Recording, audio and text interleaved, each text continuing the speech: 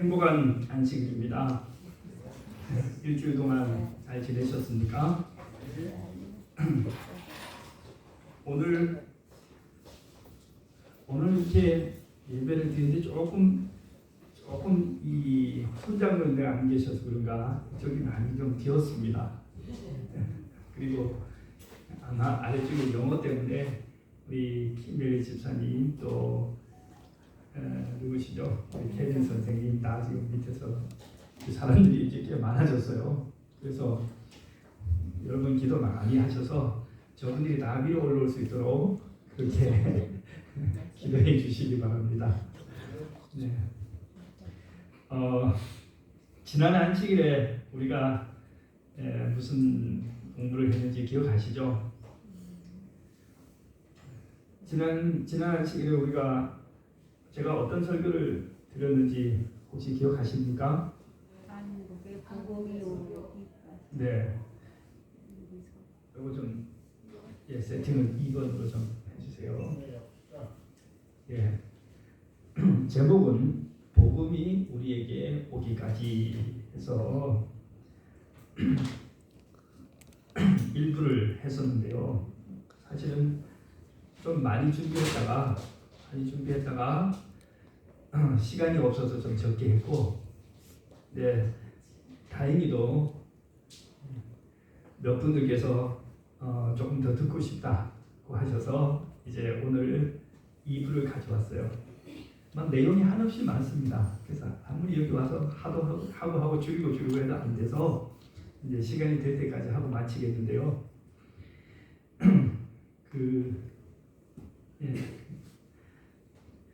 파워포인트를 제가 제대로 준비를 못했습니다. 그래서 파워포인트를 좀 지난번에 하던 걸 조금 필요한 부분을 보여드리고 그 다음에는 제가 그냥 파워포인트도 없이 진행을 하겠습니다.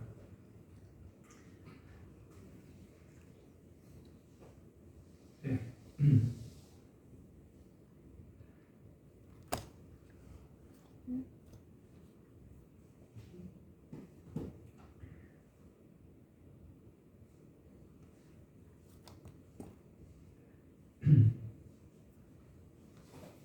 복음이 우리 여기까지 한국 기독교 선교사 2. 자, 보험 말씀드리기 전에 혹시 아침에 제가 교회에 올려드린 요거 보셨습니까? 요게 우리 이번 전도회 온라인 전단입니다. 보셨어요? 네. 네. 뭐 예쁜 문구를 만들려고 했는데 그렇게 잘 안 되고 그래서 적당히 썼는데 더 좋은 아이디어가 있으신 분들은 저에게 말씀을 해주시고 또 어쨌든 아쉽지만 이걸 가지고 여러분 카톡에 친구들 고리로 많이 보내주시면 되겠습니다. 카톡 이거 전달할 줄 아시죠?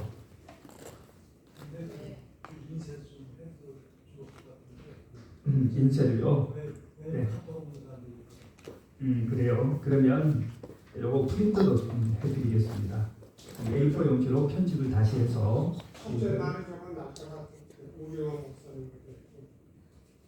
첫째 날이 11월 날짜가 잘못됐네요 진짜. 예, 11월 18일 25일인데 아유 지적을 잘 해주셨습니다. 그렇죠? 네, 그러면 날짜를 고쳐서 제가 다시 해드리겠습니다. 자, 어쨌든 이제 우리는 기도하고 초대하고 여러분 결과는 누구에게 맡겨요? 결과는 하나님께 맡기시면 됩니다. 왜냐하면 저보다 더 속 타시는 분이 우리 하나님이세요. 말 안 듣는 그 자식들 구원하려고 우리는 될 대로 되랍니다. 오면 좋고 안 와도 내 자식 아니니까. 그 형제가 형제는 어제 말씀드렸죠. 그렇게 사랑스러운 관계는 아닙니다. 잘하면 사랑이 가지만은 잘 못하면 아주 원수처럼 지내는 것이 형제입니다. 그래서 여러분들 기도하고 주님의 부탁을 받아서 전달한다는 심정으로 전달해 주시기 바랍니다. 자, 그러면 지난번에 우리 했던 것을 조금 복습 차원에서 조금 보시면서 말씀을 드리도록 하겠습니다. 예. 자, 예수님께서 그죠? 예수님께서 이 땅에 계실 때 그 제자들을 파송을 하셨습니다. 여기 보면 너희는 가서 그죠? 모든 족속을 모든 민족을 제자로 삼아 복음을 전하고 진리를 베풀고 그렇게 말씀하셨어요. 자, 그 다음에 로마서에는 말씀하시기를 누구든지 그를 믿는 자는 부끄러움을 당하지 아니하리라. 그 다음에 13절 누구든지 주의 이름을 부르는 자는 구원을 받으리라 그랬습니다. 그런데 믿지 아니하는 사람을 어찌 부를 수 있겠느냐? 듣지 못한 이를 어찌 그죠? 믿을 수 있겠느냐? 전파하는 자가 없으면 어찌 듣겠느냐? 기록된 아름답도다 좋은 소식을 전하는 자들의 발이여 함과 같으리라. 이 말씀을 본 모든 그리스도인들은 영적 영혼 구원의 부담을 느끼고 어디로 떠났어요? 그들이 살고 있던 곳을 떠나서 낯선 곳으로 오지로 가서 그리스도의 복음을 전파했는데 우리나라에는 언제 들어왔어요? 이분들이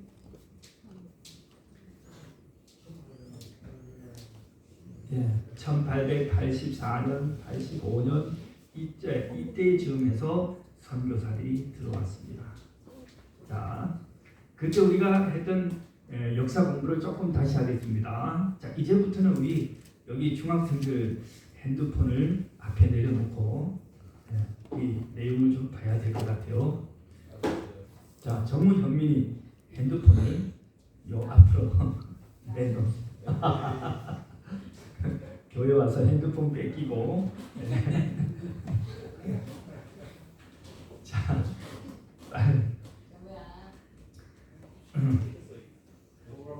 자, 자, 역시 우리 히메리 선생님께서 자, 기원전 57년에 신라, 37년에 고구려, 18년에 백제가 태동하고 마침내 BC 4년, 기원전 4년에 예수님께서 탄생하셨죠. 자, 그 다음에 우리 역사가 이어지는데요. 우리나라는 이 삼국시대, 예수님께서 이 땅에 계실 때 삼국시대였습니다.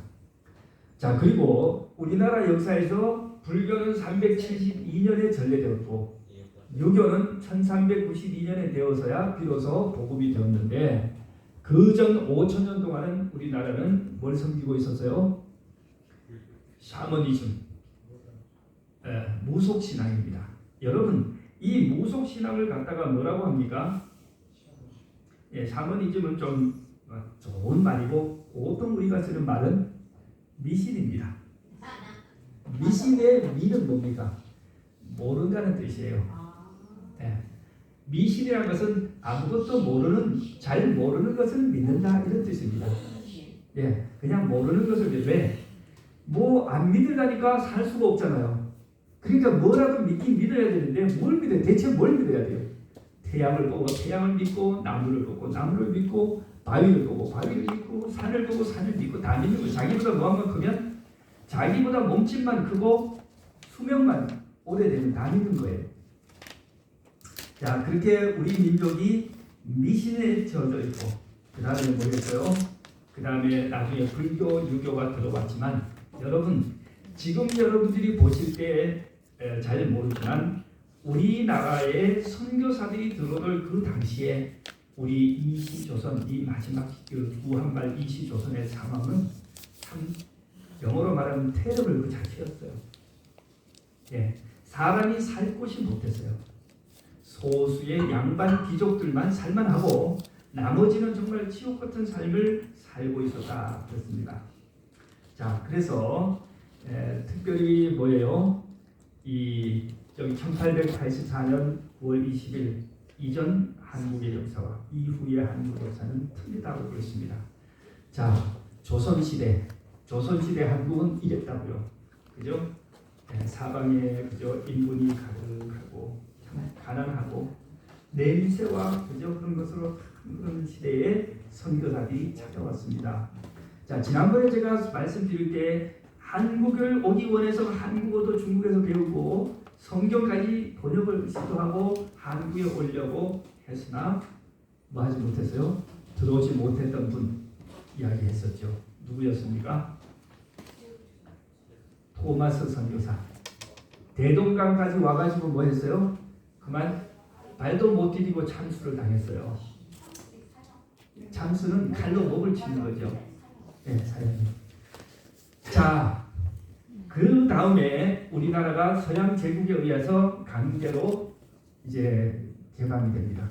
개항을 하고 미국과 이제 조약을 체결한 후에 어디로 가요? 이거는 사용 장면 지난번에 했던 것이고요.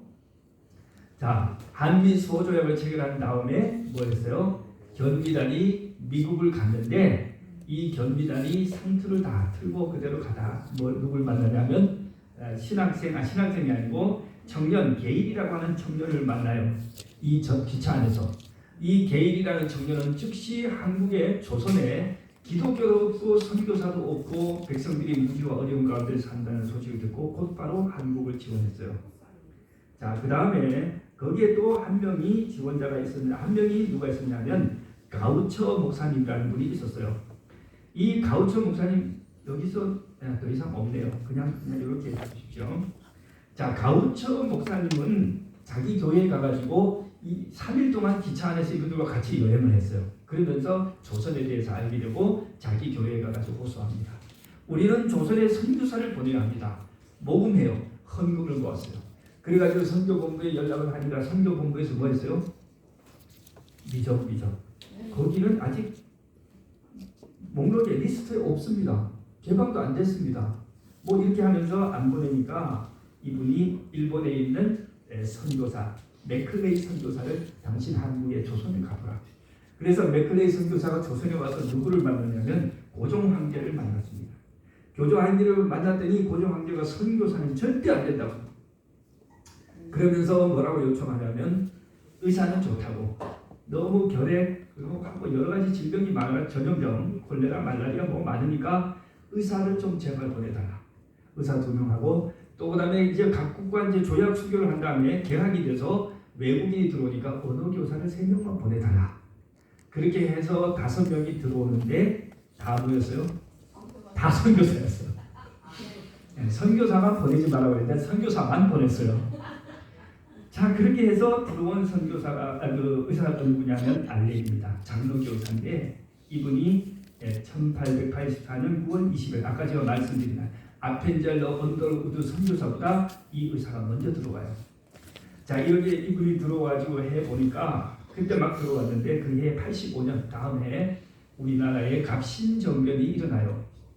갑신정변은 뭐냐면 그저 김옥균 이런 분들이 그 대한제국을 근대화시킨다고 하고 그때 그 전에 있던 황제 폐위시키고 이제 새로운 나라를 세우겠다고 했는데 실패하죠. 근데 그 와중에서 일종의 쿠데타가 실패한 거 아니에요. 명성 왕후의 조카인 민영익 씨가 칼에 맞아서 큰 부상을 입습니다. 그래가지고 이제 아주 다 죽어가는 이 민영익 씨를 누가 왔어요? 누구에게 데려왔어요? 알렌 이 의사. 근데 우리나라 이 서양 의사들 얼마나 외과 수술 잘합니까? 찢고 꿰매고 부러지고 맞추고 해가지고 딱 꿰매가지고 했더니 며칠 만에 사람이 벌떡 일어난 거예요. 고종 황제가 놀라가지고 뭘 하냐면 당신들 빨리 병원 지으라고. 그래가지고 그때 선 병원이 바로 광해원입니다. 우리나라 최초의 서양식 근대병원 광해원이 있었어요. 예. 자, 그리고 나서 이제 그때 누가 들어오냐면 언더우드, 아펜젤러 이런 선교사들이 들어와서 헌신적으로 하는데 이분들은 워낙 유명하니까 오늘 안 해도 되겠습니다. 언더우드 목사님이 한국에 와서 선교를 하다가 뭐 하냐면 안식년을 맞아서 미국에 돌아갑니다. 가가지고는 가는 곳마다 교회를 방문해서 뭘 호소해요? 조선에 선교사를 보내달라고. 선교 헌금을 달라고 호소를 하는데 그때 누가 반응을 하냐면 에디슨이라고 하는 의사가 제가 가겠습니다 하고 한국에 옵니다. 자, 이분이 한국에 이제 왔는데 와보니까 환자가 너무 많은 거예요. 강의원에서 뭐 일을 하는데 막 병원은 조그만한데 시설도 제대로 안 돼 있는데 막 사람들은 아침부터 저녁까지 그냥 인산이대를 이루어서 이제 병 고쳐달라고 이제 있으니까 이분이 미국에 가서 뭘 호소하냐면 큰 병원 하나 세워달라. 지금 있는 병원은 너무 작고 낙후하니까 큰 병원을 세워주면 내가 여기서 정말 많은 사람을 고칠 수 있다. 그렇게 해서 그때 미국에서 돈이 많은 사람 부자가 그 소식을 듣고 그에게 헌금을 하는데 그 사람이 누구냐면 세브란스입니다. 익숙한 이름이 나오죠. 세브란스는 참 갑부였는데 이 소식을 듣고 나서는 뭐 하냐면은 내가 병원을 지어주겠어. 그에게 그저 헌금을 했어요. 그래가지고 와가지고 이분이 병원을 짓는데 뭐가 돼요? 세브란스 병원을 지어요. 예. 그래가지고 이 세브란스 병원뿐 아니라 뭘 세우냐면 의사 학교를 세웠습니다. 학생들을 교육하면서 너희들이 뭐해서 배워가지고 너희들이 고쳐라. 그렇게 해서 의사를 양성하기 시작해요. 자, 언더우드 선교사님은 와가지고 경신학교를 세우고 또 앨러스 선교사님이라는 분이 와가지고 정신학교, 여학생을 위해서 정신학교를 세우고 아펜젤라 선교사님이 와서 배제학당을 세우고 스크랜턴 선교사님이 와서 이화학당을 세웁니다. 여러분 다 들어본 학교들이죠? 이거 다 누가요? 다 선교사들이 세웠어요. 한국에 그때는 막 고작 해야 서당 정도가 있었지 학교가 없었습니다. 자, 그렇게 해서 이 네 학교를 세웠더니 막 학교마다 학생들이 넘쳐나는 거예요. 왜 그럴까요? 이 조선이 소수의 양반 귀족만 출세길이 열리고 나머지 사람들은 인간 이하의 삶을 살았어요. 선교사들이 여자 선교사들이 쓴 일기를 읽어보면요, 조선은 이상한 나라다. 여자 아이들은 이름이 없다.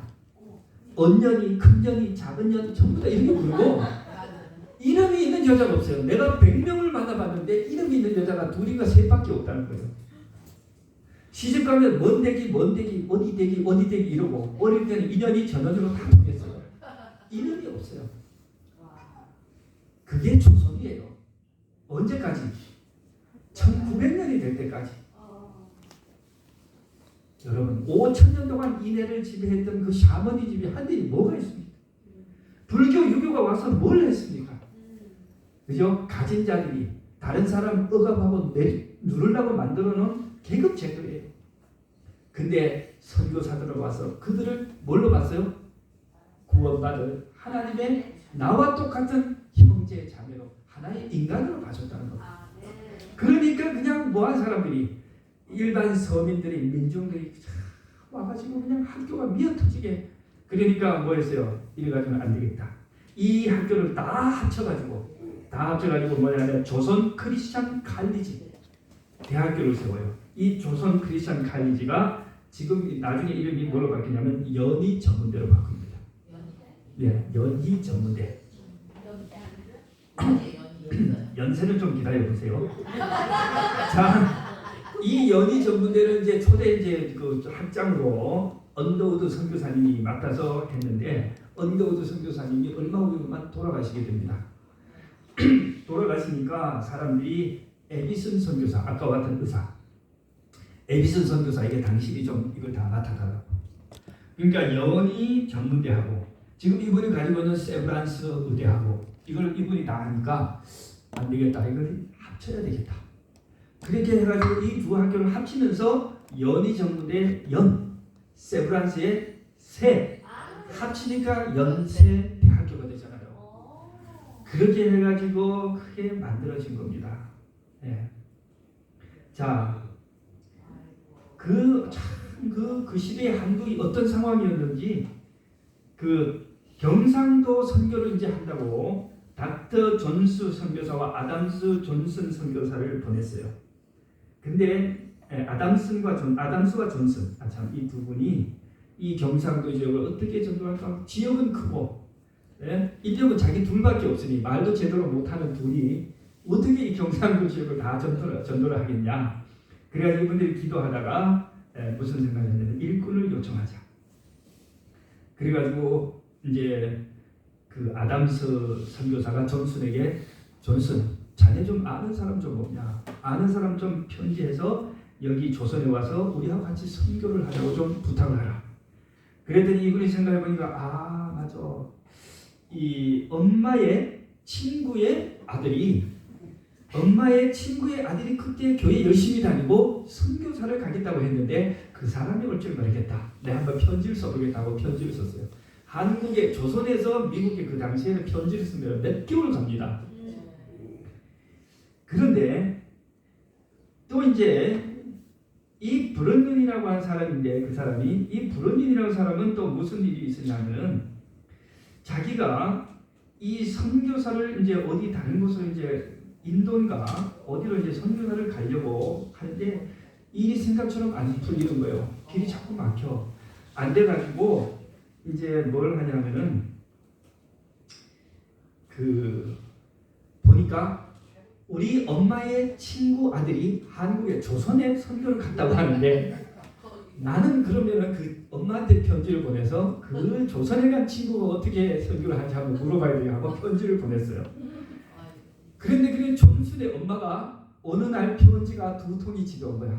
한 날 같은 날 편지가 2통이 왔는데 하나는 아들한테 왔는데 브런윈이 지금 한국에 올 수 있느냐 묻는 편지고 또 브런윈에서 온 편지는 조선에 그 친구가 어떻게 지내는지 나도 조선에 갈 수 있는지 묻는 편지가 딱 2개가 온 거예요. 그래서 어머니가 이것은 하나님이 짝지어 준 것이다. 그래가지고 브런윈에게서 얘기를 했더니 브런윈이 한번 두말하지 않고 예스 하고는 그 길로 한국을 갑니다. 이 브런윈이 와가지고 뭐 했냐면은 이 어디로 가냐면은 대구 선교를 이제 한다고 바로 대구로 갔어요. 이제 뭐 언어도 배우고 이 희한한 방에서 이제 살아가는 막 미국 사람들이 왔을 때는 거지 소굴이었을 거예요. 정상적인 집이. 예. 요즘 한국에 빈대 나온다고 난리죠. 집집마다 막 빈대가 있고 막 그게 그죠? 이 밥을 먹는데 선교사들이 밥을 먹었는데 밥그릇에 이 가운데만 구멍을 파가지고 이렇게 먹었다는 거예요. 그 왜 그런가 하고 나중에 물어봤더니 그릇이 더러우니까 이 그 그릇에 묻은 밥은 안 먹고 그 안에 밥만 파놓으니까 안에 이렇게 파였다는 거예요. 그런 시대에 이 선교사가 여기 뭐냐면 이분의 일기에 보면은 대구에서 성 안에 사는데 3S 때문에 너무 힘들다는 거예요. 3S가 뭐냐면 첫 번째 S는 스모크 연기가 너무 심하다는 거야. 그 집집마다 모을 때요. 그 대구에 그래도 사람이 적지 않게 사는 집집마다 군불 피고 밥 짓고 뭐 하는데 다 그냥 나무로 불 피니까 연기가 촉한 거야 진짜적으로. 아유 스모크 때문에 힘들다. 두 번째는 뭐냐 하면은 스멜이에요. 스멜. 냄새. 막 화장실 사방에 다 오픈돼 있고 길에도 막 사람들이 대소변을 다누고 집집마다 청국장 썩는 냄새가 막 이러니까 막 어디든 냄새가 그냥 견딜 수가 없는 스멜. 세 번째 S는 뭐냐면은 사운드. 소리가. 서양 선교사들이 골목을 나가면 동네기들이 다 쫓아와가지고 죽으라고 지속되는 거예요. 그렇게 이제 하지. 그 다음에 또 뭐 하냐면 좀 저녁에 돼서 피곤해서 잠을 좀 자려고 그러면 이제 방망이 두드리는 소리가 들리는 거예요. 아줌마들이 그 빨래 다람이 두드리느라고 집집마다 동동동동하게 두드리니까 그 소리에 또 몇 시간 잠을 못 자고. 그래. 그 다음에 또 밤에 되면요 깊은 밤에 무당이 구슬을 한다는 거예요. 그 소리가 그냥 하니까 새벽까지 잠을 하나도 못 자는 거예요. 그래서 선교사들이 아유 도저히 성 안에는 못 살겠다. 성 밖에 지금 땅을 좀 알아보고 성 밖에 가서 살아야 되겠다. 이렇게 해서 땅을 이제 알아보니까 당시에 그 관리들이요 서로 키득키득 웃으면서 잘 됐다. 성 밖에 저 큰 땅을 선교사들한테 팔아먹자. 왜냐하면 이 성 밖에는 사람이 못 살아요. 거기는 아주 그냥 주로 뭐냐면은 병든 문둥이들하고 그다음 사람 죽으면 신체 갖다 버리는 거. 그러니까 이 조선 사람들은 성 밖에 땅을 사지도 않고 살지도 않아. 근데 이 코쟁이들이 와가지고 아무것도 모르고 성 안에 못 살고 바깥에서 돈을 주고 저 땅을 사겠다고 하니까 큰 땅을 헐값에 넘겼어요. 근데 사실은 그 땅을 그 전에 프랑스 신부가 살라고 했어요. 프랑스 신부가 살라고 했는데 프랑스 그 신부는 뭐냐면 천주교는 그때만 해도 이미 대구에 그 성도들이 신도들이 많아가지고 그 땅을 프랑스 신부가 살라고 하니까 그 양반 교인들이요 그 성밖에 그런 데는 땅을 사는 것이 아니라고 반대를 해가지고 못 산 거예요. 근데 이제 막 이 불었는 이 기독교 선교사는 성도가 하나도 없어요. 그러니까 반대하는 사람이 아무도 없으니까 그대로 사버린 거예요. 네. 그런데 그 땅이 금싸라기가 된 거예요. 지금은 다 대구 안에 편입이 됐죠. 네. 동산병원이 있는 거기 신명여고, 동산여고 이게 다 동산병원이 다 그 선교사가 썼던 땅인데 그 땅을 저 샀습니다. 재중원이라는 병원을 짓고 이분들이 교회, 병원, 학교 사업을 해요. 예, 그리고 지금 현재 신명여고, 계명대학 다 그분들이 산 땅에 거기서 시작한 학교들이 커서 계명대. 그래서 대구의 근대화, 경상도 지역의 근대화에 큰 역할을 합니다. 대구는 대구 사과가 유명하죠. 이 대구 사과도 선교사가 안식년 때 미국 가서 가져온 사과를 개량한 거예요. 지금도 거기 가면 100년짜리 사과나무를 세워놨어요. 그 선교사 있던 그 시대에 그 심어놓은 선교사를 사과나무를 아직까지 그대로 있어요. 예. 자, 이런 이제 이 선교의 저것과 함께 오늘 좀 제가 드리고 싶은 분은 두 분의 이야기인데 한 분은 로제타 선교사고 또 한 분은 사무엘 무어라고 하는 목사님인데 선교사인데 이 로제타 선교사는 여자분이십니다. 여자분인데 이분이 원래 아주 훌륭한 그 저게요, 그 의사예요. 병원에서 열심히 그 성실하게 하다가 이분이 어느 날 이 선교사들의 편지를 읽어요. 그 선교사들의 편지 뭐냐면 한국에 조선에서 온 선교사의 편지인데 조선의 선교사들이 뭐라고 썼냐면은 이 한국은 이상한 문화가 있어서 여자 환자를 치료를 할 수가 없습니다. 이게 뭐냐니까 남녀 7세 부동석. 7살이 되면은 여자들이 남자를 볼 수가 없어요. 남자 여자가 같이 자리를 할 수가 없어요. 부부 이외에는. 지금 많이 바뀌었어요. 원래 교회도 보면 여기 여자가 앉고 여기 남자가 앉아요. 그리고 원래 초기에는 여기 예배당의 가운데 커튼을 쳐서 서로 못 쳐다보게 했어요. 아 그래요? 예. 그런데 그것도 굉장히 개방된 건데 원래는 여자들은요 집 밖을 나오지 않았대요. 지금 여러분 아랍에 가면 그렇죠. 아랍에 가면 여자들이 낮에 집 밖을 못 나와요. 우리 조선이 그랬다는 겁니다. 해가 지면 여자들이 나오고 면사포 뭐 뒤집어 쓰고 밖을 나오세요. 그러니까 우리 드라마에 묘사하는 그 조선 시대는 여러분 엄청나게 미화된 조선입니다. 네. 여자는 이름도 없고 집 밖을 나올 수가 없어요. 병이 들었는데 여자가 의사가 다 누구예요? 서양에서 온 의사가 다 남자예요. 그러니까 이분들이 뭐예요? 편지를 썼어요. 제발 여자 의사를 보내주십시오. 이 편지를 누가 봤어요? 로제타 이 아가씨 미혼 처녀 의사가 봤어요. 내가 어디로 가야 되겠다. 내가 조선으로 가야 되겠다. 근데 그때 한 남자가 나타나서 의사가 나타나가지고 로제타에게 막 청혼을 합니다. 이 로제타는 너무 성실하고 너무 착한 천사 같으니까 이제 프로포즈를 했어요. 근데 로제타 선교사가 거절을 합니다. 왜요? 나는 조선으로 가야 되는데. 이 선교사도 참 훌륭한 기독교인데 이분은 중국 선교를 지원했어요. 그래서 선교 본부에서 이미 중국으로 보내기를 결정을 다 했는데 프로포즈를 하니까 이 로제타 선교사한테 내가 저분하고 결혼하면 나도 중국으로 가야 되겠구나. 안 된다. 나는 조선을 가야 되니까 내 평생 미혼으로 살더라도 처녀로 살더라도 나는 조선으로 가겠다. 여러분 우리가 오늘 여기 앉아있는 것이 그냥 앉아있는 것이 아니에요.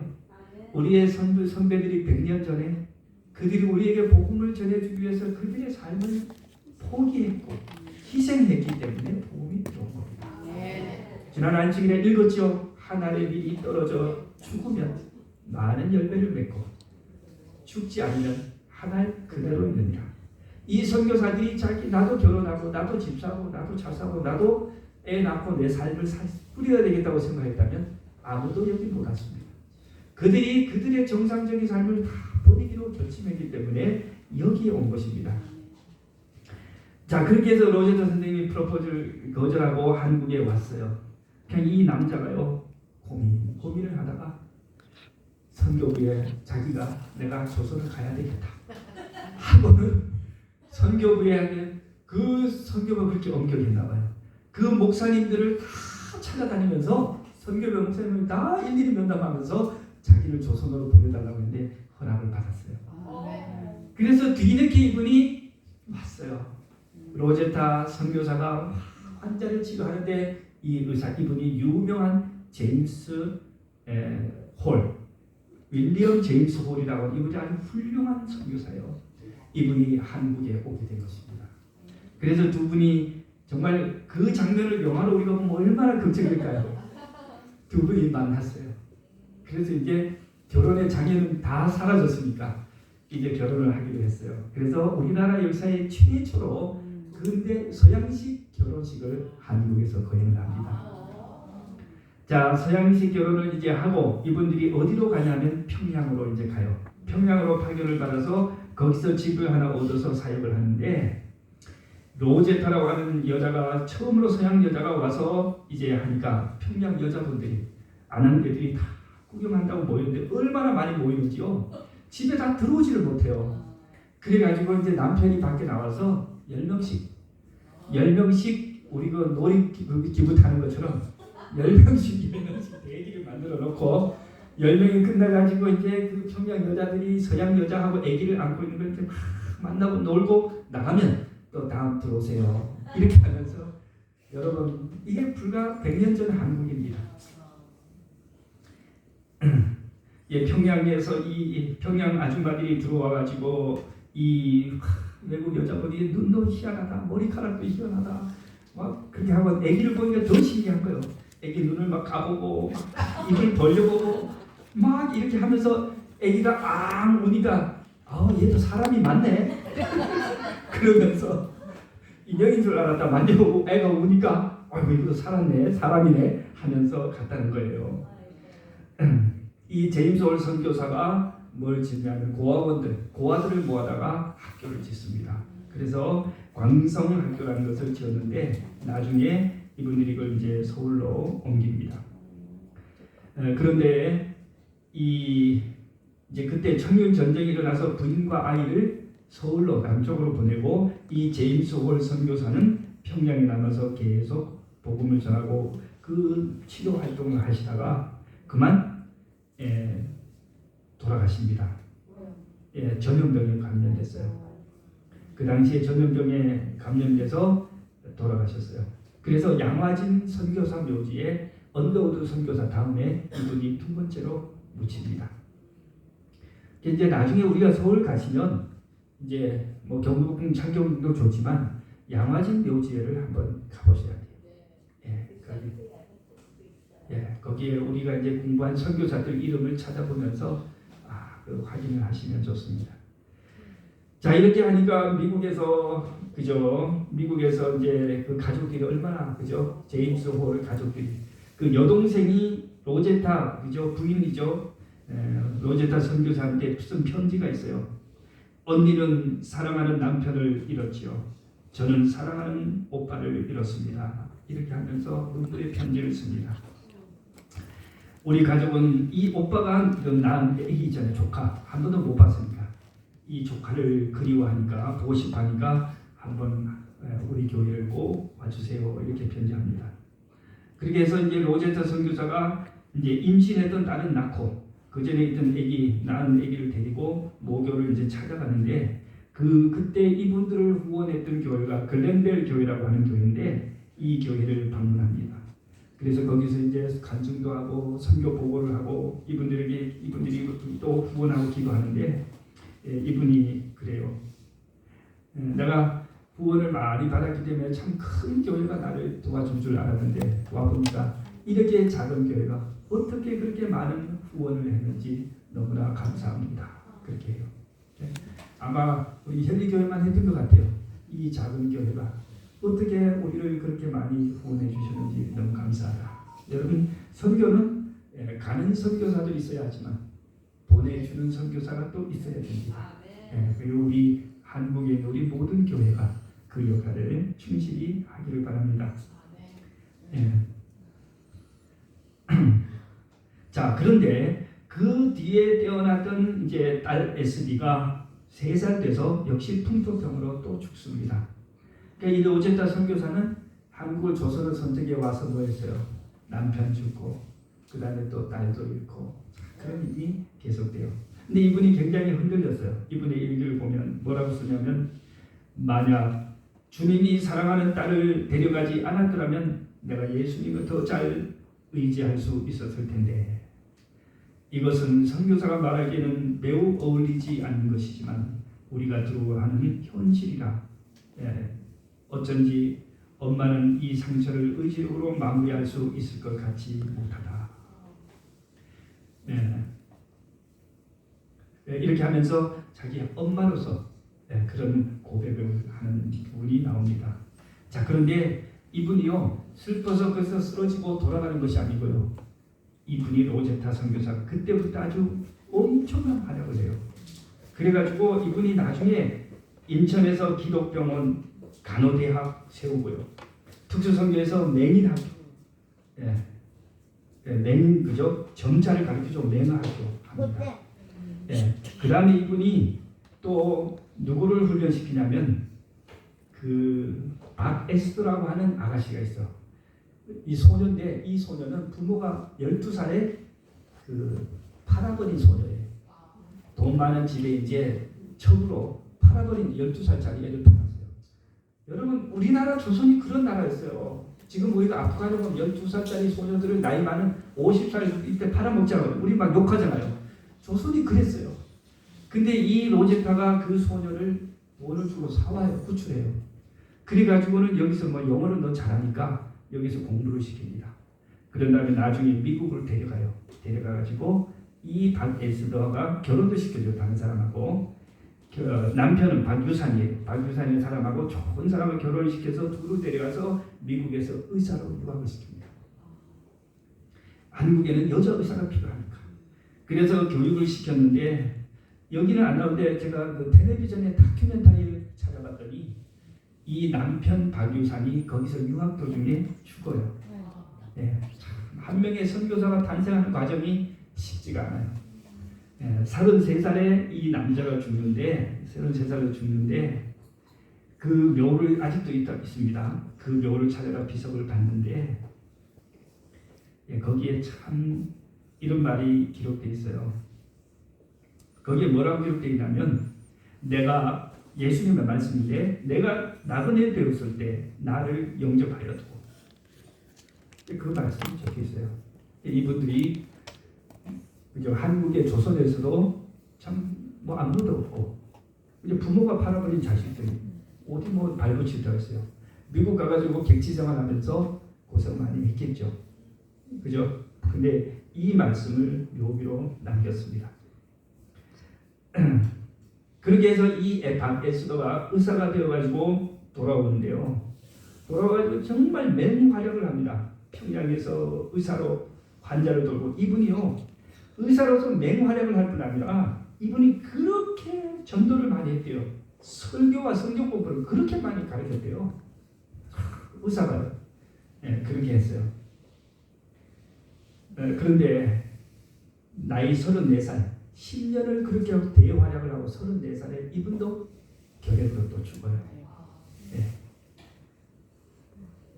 하여튼 이 뒤에 뭐 많은 얘기가 있는데, 어쨌든 이 로제타 선교사의 그 모본으로 박에스더라는 의사가, 조선의 여의사가 탄생하고, 이 박에스더가 거기에 있는 많은 그 연세, 그죠? 그 다음에 또 이화학당 이런 학생들에게 영감을 줘서 많은 학생들이, 여자들이, 나는 조선에서 천시받는 여자이지만 나도 저렇게 훌륭한 리더, 나도 선교사, 목사, 또 나도 의사가 되겠다고 해서 많은 학생들이 그 길을 따릅니다. 자, 시간이 넘어갔네요. 제가 또 다른 얘기를 조금 한번 하려고 했는데 또 나중에 또 한번 기회를 찾도록 하겠습니다.